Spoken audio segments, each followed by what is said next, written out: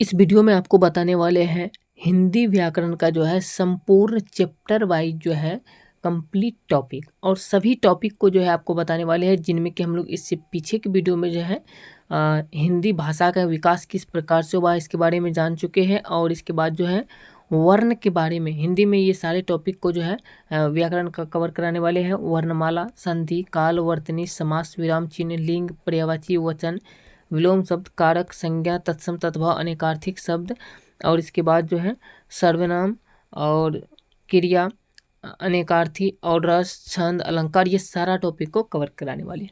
जिनमें कि वर्ण के बारे में भी हम लोग वर्णमाला के बारे में ये टॉपिक को कवर कर चुके हैं इसके पीछे वीडियो में।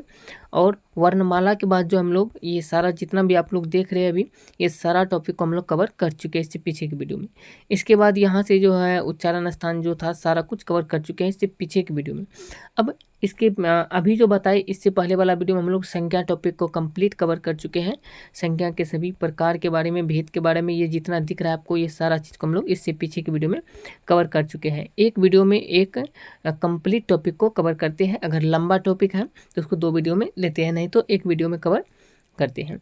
अब जो यहाँ तक को हम लोग जो है संज्ञा के विकार यहाँ तक को बता चुके थे। अब यहाँ पे संज्ञा के विकार के बारे में जान लेते हैं, फिर इसे क्या सब आता है इनमें ये समझ लेते हैं। जैसे संज्ञा के विकार की बात करें तो जो शब्द संज्ञा में विकार या परिवर्तन ला देते हैं वे संज्ञा के विकारी तत्व कहे जाते हैं। मतलब संज्ञा में अगर विकार ला देते हैं यानी परिवर्तन ला देते हैं तब हम उसको जो है विकारी तत्व कहेंगे या शब्द कहेंगे। जैसे संज्ञा में 3 कारक से जो है विकार उत्पन्न होता है। संज्ञा जो होता है संज्ञा में 3 कारक से विकार उत्पन्न होता है। एक को कहते हैं हम लोग लिंग कहते हैं, दूसरा को वचन कहते हैं और तीसरा को कारक कहते हैं। अब हम लोग जो है अच्छे तरीके से समझते हैं पहले इस टॉपिक में जो लिंग के बारे में क्या है इसके बारे में, फिर नेक्स्ट वीडियो में हम लोग वचन के बारे में जानने वाले हैं, फिर कारक के बारे में कंप्लीट एक वीडियो में जो एक टॉपिक को कवर करेंगे।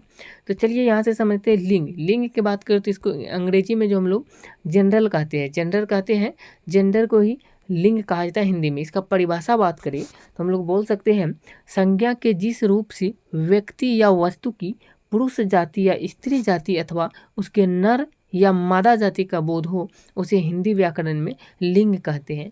तो लिंग से जो है हम लोग पहचान सकते हैं किसी भी व्यक्ति या वस्तु की अगर पुरुष जाति का बोध कराता है या स्त्री जाति का बोध कराता है या उसके अनुसार ही नर का या मादा, नर मतलब पुरुष होता है, मादा मतलब स्त्री होता है, इसका बोध कराता है तो उसको हम जो है हिंदी व्याकरण में जो हम लोग व्याकरण के जो हिंदी व्याकरण में जो है इसको हम लोग लिंग कहते हैं यानी जेंडर कहते हैं।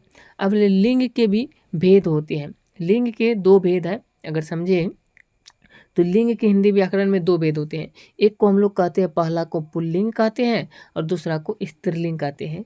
तो पुल्लिंग शब्द जो होता है इसको हम लोग बोल सकते हैं, इसका परिभाषा लिख सकते हैं पुल्लिंग शब्द का कि जिन शब्दों से पुरुष जाति का बोध होता है उसे हम लोग पुल्लिंग कहते हैं। मतलब पुरुष जाति का अगर बोध करा रहा है तो उसको बोलेंगे पुल्लिंग है। और पुल्लिंग में एग्जाम्पल में आ जाएगा घोड़ा हो गया, कुत्ता हो गया और लड़का हो गया, ये सब जो है पुल्लिंग कहलाएगा। ऐसे ही जो है स्त्रीलिंग का परिभाषा हम लोग बोल सकते हैं जिन शब्दों से स्त्री जाति का बोध हो उसे स्त्रीलिंग कहते हैं। अगर किसी शब्द से स्त्री जाति का बोध हो रहा है तो हम लोग बोलेंगे उसको स्त्रीलिंग है। जैसे कि लड़की हो गया, शेरनी हो गया, ये सब जो है स्त्रीलिंग शब्द कहलाते हैं। अब यहाँ से जो है आगे थोड़ा सा बढ़े तो यहाँ पर आ जाता है पुल्लिंग शब्दों की पहचान कैसे करेंगे, कैसे हम पहचानेंगे ये पुल्लिंग शब्द है या स्त्रीलिंग शब्द है। तो पुल्लिंग शब्दों के पहचानने का नियम है कुछ, देख सकते हैं। जिन शब्दों के अंत में आ की मात्रा लगी हो उसे हम लोग जो है पुल्लिंग कहते हैं। अगर किसी भी शब्द के लास्ट में आ लगा है उसको हम लोग पुल्लिंग बोल देंगे। जैसे कि कपड़ा हो गया, क प रा का, मतलब क प रा का, तो यहाँ पे आ का आ रहा है, रा में आ लगा है तो इसको हम लोग बोल देंगे यहाँ पे जो है ये पुल्लिंग शब्द है। पाला, पाला, आम आ अंतिम में लग रहा है, आ मतलब अगर ऐसे लगा रहे इसको हम लोग आ बोलते हैं। जैसे ये लगा होगा आ होगा, हर से ही होता है, ये दुर्गे ही होता है, इस तरीके से जो हम लोग पहचानते हैं। अगर इस प्रकार से आ लगा रहे हैं तो उसको हम लोग जो है पुल्लिंग बोलेंगे। लोटा में आ लगा है यहाँ पे लास्ट में तो इसको हम लोग बोलेंगे पुल्लिंग शब्द है इत्यादि। मतलब इस तरीके से और भी शब्द जो होगा जिसके लास्ट में आ का मात्रा लगा हो उसको हम लोग पुल्लिंग बोलेंगे। पुल्लिंग समझ गए होंगे। अब यहाँ से समझते हैं जिन शब्दों से व्यापार करने वाली जाति का बोध हो, अगर किसी शब्द से व्यापार करने वाली जाति का बोध हो रहा है तो हम लोग उसको बोलेंगे पुल्लिंग है। जैसे माली हो गया, माली से भी व्यापार करता है, धोबी इससे भी व्यापार करता है, पुजारी इत्यादि, ये सब जो शब्द होता है ये शब्द जो है पुल्लिंग कहलाते हैं। अब कुछ और भी चीज़ें हैं जिसको हम लोग पुल्लिंग डायरेक्ट भी बोल देंगे। यदि पर्वत का नाम आ रहा है, पर्वत के जितने भी नाम आते हैं सारे पर्वत के नाम जो है ये पुल्लिंग शब्द कहलाते हैं। जितने भी दिन के नाम आते हैं जैसे रविवार, सोमवार, मंगलवार, बुधवार, ये जितने भी है 7 दिन जो होता है ये सातों दिन के नाम को हम लोग पुल्लिंग कहेंगे। ग्रह के जितने नाम आते हैं वो सारे ग्रह के बारे में जो है, ग्रह की संख्या 8 है और इन सभी ग्रहों को जो है हम लोग जो है ग्रह के नाम को पुल्लिंग कहते हैं। अनाज के नाम में जितने आ जाता है, जितना भी अनाज का नाम आ जाता है, गेहूँ, चावल, मक्का, ये सब जो है पुल्लिंग कहलाएगा। रत्न के नाम भी, जितना भी रत्न के नाम आते हैं वो सारे के सारे पुल्लिंग कहलाते हैं। जितना भी नगर का नाम आता है वो सारे नगरों के नाम जो है पुल्लिंग शब्द कहलाते हैं। जितना भी सागर का नाम आता है वो सारे सागरों के नाम को जो है हम लोग पुल्लिंग कहते हैं। जितने भी देश के नाम आते हैं उन देश के नाम को हम लोग पुल्लिंग शब्द कहते हैं, जैसे अमेरिका, रूस, चीन, भारत, नेपाल, पाकिस्तान, जितना भी देश का नाम है सारे देश का नाम जो है पुल्लिंग होता है। इसके बाद महीनों का नाम, महीनों के नाम में क्या सब, जनवरी, फरवरी, मार्च, अप्रैल, मई, जून, जुलाई, अगस्त, सितंबर, अक्टूबर, नवंबर, दिसंबर, ये 12 महीना जो होता है ये 12 महीना के नाम को हम लोग जो है पुल्लिंग शब्द कहते हैं। और इसके बाद हाथ हो गया, मुंह, नाक, कान, गला, पैर, बाल इत्यादि, ये सारे अंग जो होते हैं ये पुल्लिंग कहलाते हैं। तो इस तरीके से हम लोग पुल्लिंग शब्दों को पहचानने के लिए समझ गए। अब स्त्रीलिंग शब्दों को कैसे पहचानेंगे, चलिए इसके बारे में समझते हैं। तो स्त्रीलिंग शब्दों के पहचानने के नियम है, जितने भी नदी के नाम आ जाएंगे, जितना भी नदी, गंगा, यमुना, सरस्वती, गंडक, जितने भी नदी का नाम जो होता है वो सारे के सारे नदी के नाम जो है स्त्रीलिंग कहलाएंगे। इसके बाद जितना भी तिथि का नाम होता है वो सारे तिथि का नाम जो है स्त्रीलिंग कहलाते हैं, जैसे एकादशी, अमावस्या, पूर्णिमा, ये सब जो है इत्यादि, ये सब जो है तिथि का नाम जो है ये स्त्रीलिंग शब्द कहलाते हैं। जितने भी फल के नाम होते हैं, लीची, नाशपाती, संतरा, ऑरेंज, रसभरी, स्ट्रॉबेरी, जितने भी ये फल के नाम जितने भी आ जाएंगे सारे के सारे फलों के नाम जो है स्त्रीलिंग शब्द में आते हैं। इसके बाद देख सकते हैं कुछ बर्तनों के नाम, जितने भी बर्तन के नाम, कुछ सभी बर्तन का नाम नहीं, कुछ बर्तन के नाम भी जो है, थाली, कटोरी, चम्मच, कलछी इत्यादि, ये सब जो है नाम जो है ये सब नाम जो होते हैं ये स्त्रीलिंग कहलाते हैं।